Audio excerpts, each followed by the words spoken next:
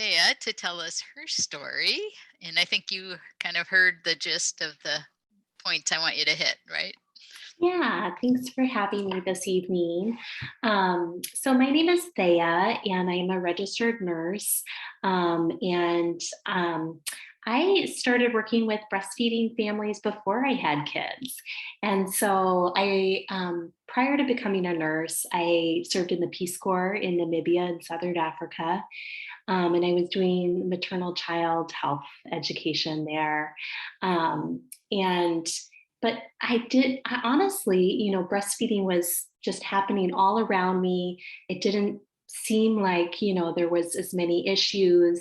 It wasn't until I came back to the US and went to visit a friend who had just had a baby, and just she was shrouded in this, wrap, and, trying to be modest and, figuring it out. And it just struck me how different it is and how we're not exposed to kind of breastfeeding as the norm here in the US for many communities, at least. So I became a nurse after serving in the Peace Corps, wanting some kind of tangible skills, and but was drawn back into community health nursing after graduation. I first worked in Pendleton, so in a rural Eastern Oregon county, doing home visits with the Nurse Family Partnership home visiting program. It's a national and international, I think it's in 8 other countries, home visiting model, where visits are led by a nurse. And you have the unique opportunity to partner with families starting early in pregnancy, before third trimester, and then continuing on through their pregnancy and through their baby's birth and till age 2. So really being able to offer continuity of care and provide prenatal education, understand kind of their goals and hopes, and be able to support them in that. And I was in a long distance relationship, and so that led me to come back to Portland, and I continued to do that same role for Multnomah County, where I had the good fortune, and I see one of my former colleagues here tonight, Veronica, hello, of really receiving wonderful mentoring from many of my nurse colleagues, several of whom were IBCLC. And it just seemed like such a natural fit for the role. Here I was doing, carrying my scale and going into these homes and doing these pretty autonomous visits. And I think about kind of my first couple of years, especially in Pendleton, where I just didn't have the same, I had some good education and support, but there wasn't a lot of breastfeeding support in the community. There was just a couple lactation consultants. And I remember being in home visits, where a baby was struggling to latch, and maybe a partner in the background saying, just make that baby shut up. And feeling so helpless, that of course, that mom turned to a bottle pretty quick because of just the lack of support kind of to get started. And so I was pretty motivated to really expand my ability to work with breastfeeding, just feeding families. It just felt like when you leave the hospital, some families are leaving, before their milk has even kind of fully come in.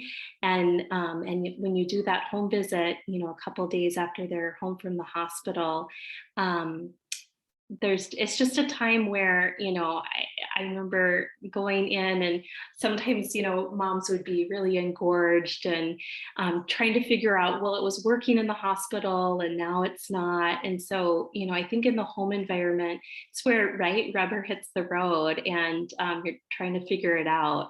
And so to be able to meet clients where they're at, I think is something that I really valued in that role, and then to be able to work with them kind of ongoing.